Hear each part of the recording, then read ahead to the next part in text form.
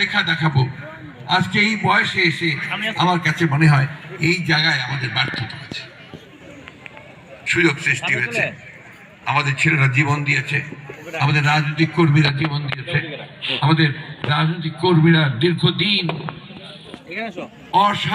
অস্বাভাবিক অমানবিক নির্যাতন সহ্য করেছে।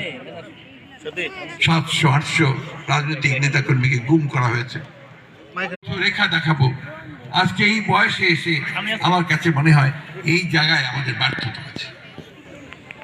সুযোগ সৃষ্টি হয়েছে, আমাদের ছেলেরা জীবন দিয়েছে, আমাদের রাজনৈতিক কর্মীরা জীবন দিয়েছে, আমাদের রাজনৈতিক কর্মীরা দীর্ঘদিন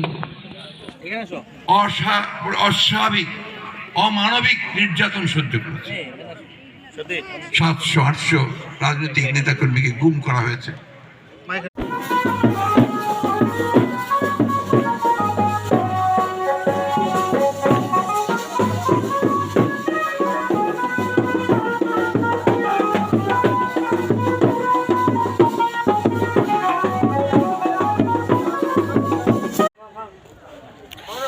আজকে অতিথি বিভাগের সুবন্ত জয়ন্তী।